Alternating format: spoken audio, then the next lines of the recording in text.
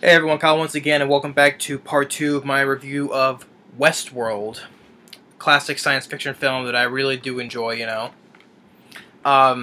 Getting back into the story, I'd get this back to the story when Yul Brynner as the gunslinger shoots John James Brolin, you know. Then Peter Richard Benjamin, he starts running away, you know. And like I said, the scientists try to shut down the robots, but no response, and they get locked into the room, you know, and they all die from suffocation, you know, suffocating the room because there's no air. And then it comes like the last 20 minutes, you know, it's just Yul Brynner chasing Richard Benjamin, you know, and it's also noticing that this was also the first feature film to feature digital image processing, you know, the first like from the gunslinger's point of view, you know, like like before the Terminator, you know, from the Terminator's point of view, you know, showing the red scanning, you know, looking for the target, you know, before the Terminator did that. Westworld did that first, you know, it was the first film to do that, you know, showing from the gunslinger's point of view, you know. So that was like, okay, that was really cool, you know. Before the Terminator, you know, there was Westworld within from the robot's point of view, you know.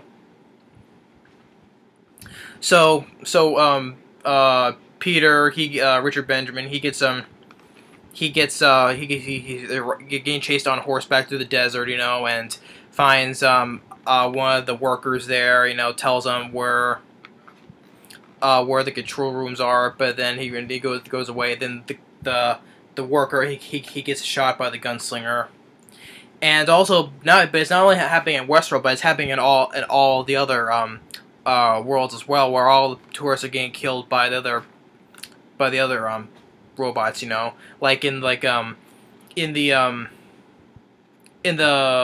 medieval world, where one tourist, you know, dressed as a knight, you know, he's fighting for he gets in a sword fight with another knight, you know, and he finds it a little bit too tough, but then he gets disarmed and the knight stabs him, you know. But it's a show, but it also happens everywhere. So then Richard Benjamin, he goes into he enters Roman world, and he goes into a manhole where the control room is downstairs, you know. And Yul Brynner is following behind him, you know, and as Peter as he's walking through, he sees the control room where all the workers they're all dead, you know, they're all suffocated, and then he ends up then he goes into another room where all the robots are lying on the tables and stuff like that, and then Yul Brynner is walking.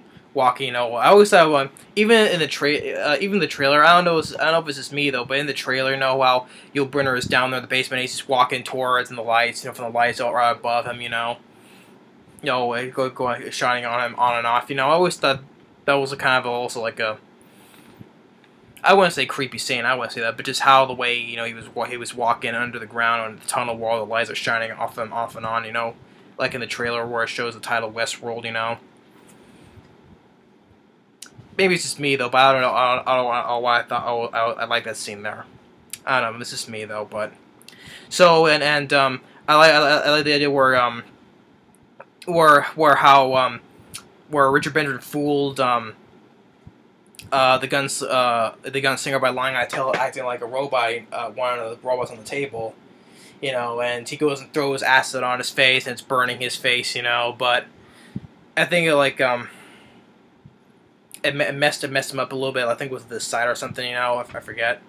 So then he goes into another tunnel, which goes into that room where part of the medieval world where that guy was killed by that knight, and he's standing next to one of the torches, and Yul Brynner is trying to see him, you know, but it's like looking away, can't try to find it because it's like they like to track it to the heater. I think it's to see like the heat from the fire on the torch, you know. It's like he's looking at it like this. You know, like he can't find him. You know, even though like he's right in front of him. You know, but he can't find him though. And then Richard Bender grabs a torch and burns Yul Brynner. You know, burns him. He engulfs in the fire. You know, burned to a crisp. And then that's when he goes down into the dungeon. He finds a woman, you know, chained up. You know, he lets her free and he gives her some water, but she sparks up. You know that she short circuit because he didn't know that she was an android, you know, or robot. And then the burnt body of the gunslinger shows up and then just falls to the ground dead, you know. And then basically Richard Benjamin, he sits down, you know, as the amusement park voice, you know, saying the tagline for the amusement park, you know, we have a vacation for you, you know, and then it keeps on repeating and then it cuts to black, you know. Basically, he's like the main survivor of this amusement park. Everyone's dead, you know.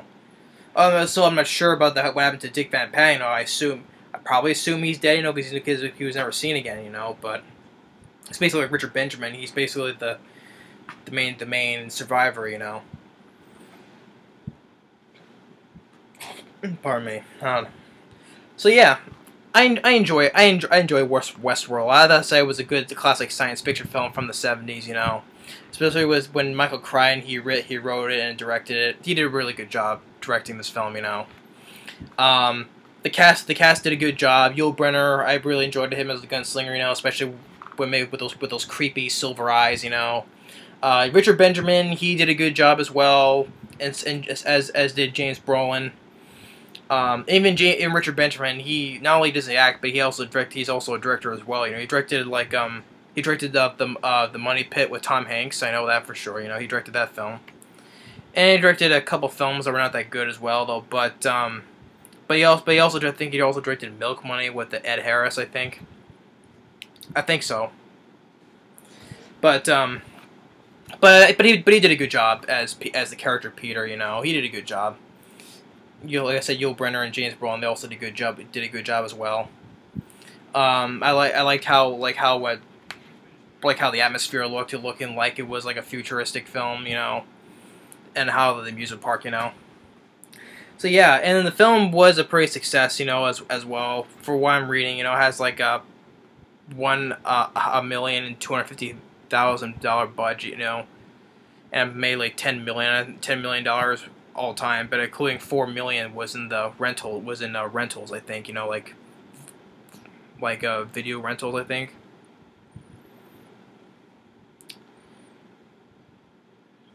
I just want to check and see if I have it right.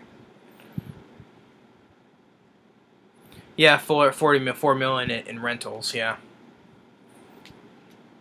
And the film was popular enough. It made a sequel called Future World, where Yul Brynner, he's the only one from the first film, returns as the gunslinger, only in a cameo appearance in a dream sequence, you know, because I have Future World, but so yeah, and it was also the last film he did, so only in that cameo appearance in that dream sequence, you know, so and that's it, you know. But the film also starred Peter Fonda and Arthur Hill as well, you know. And the critics say that it was a strong sequel to the first film, you know.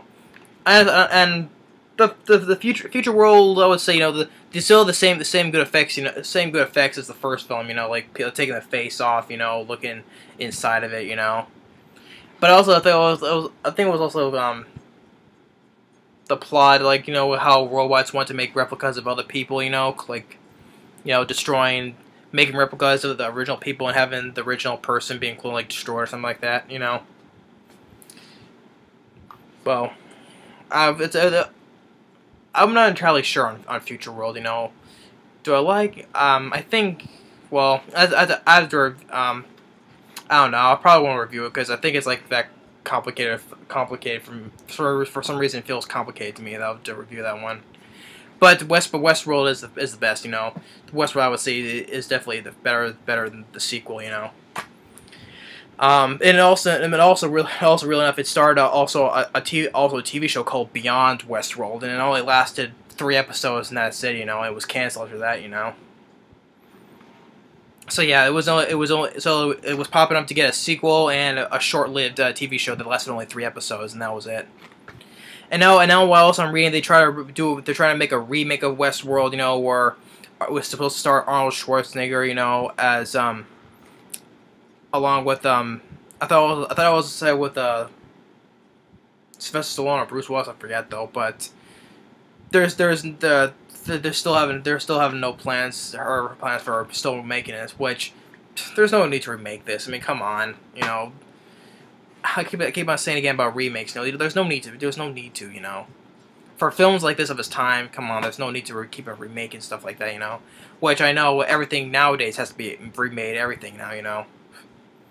And then also bring up they're also doing a brand new TV series released on HBO, you know, produced by J.J. Abrams, you know, J.J. Abrams, you know, the director of Super 8 and the Star Trek reboot films, Mission Impossible 3, you know.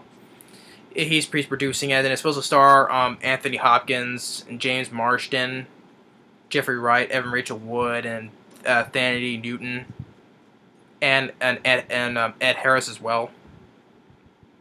It's supposed to be released sometime. Said it starts shooting in the summer of this year though, but there is no exact release date, you know, premiere date, you know.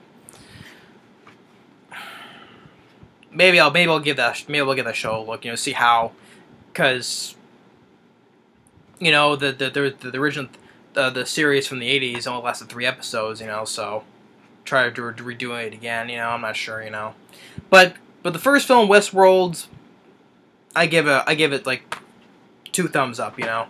I enjoy Westworld a lot, you know, especially, you know, Yul Brynner, James Brolin, Richard Benjamin. They were really good in this film, and I like the idea of this amusement park, you know, robots, you know, getting malfunctions like a computer virus, you know, getting maybe this cause of all of it, you know. And Michael Crichton, you know, he did a really good job directing, especially for that idea of a computer virus, you know, maybe it was a really intriguing idea, you know. And it's just a shame he's no longer with us, you know, because he was not only a great novelist, writer, but also great director. I love Runaway, you know.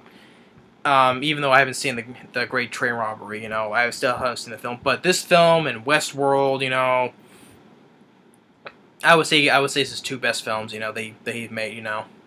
I enjoy Westworld a lot. I would say classic 1973.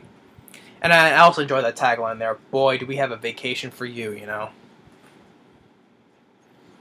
Oh well, no, of course, and also forget. I can also forget. Michael Crichton, he also wrote on Twister as well, you know. I cannot forget that, you know. Not only he also did a screenplay also for Jurassic Park, helped write for Jurassic Park as well, but also on Twister as well. I just want to mention Twister as well. So yeah, and also it got good ratings as well. It has a 7.1 on IMDb. It has an 84% on Rotten Tomatoes. It's on for 88 minutes, but it went at a fast pace. It wasn't boring at all. And I don't know what rating. I think this is rated. I think it was rated PG. I think I could be wrong. I think it's rated. Yeah, it is. Yeah, it's rated PG. Especially it's rated PG. You know, especially some things that that's PG-13 material though. But at the time, there was only PG, like Jaws, you know, rated PG, you know. So yeah, so that's my review for Westworld. Great science fiction film from the '70s. So thanks for watching. Take care and stay tuned for the next movie review. Later.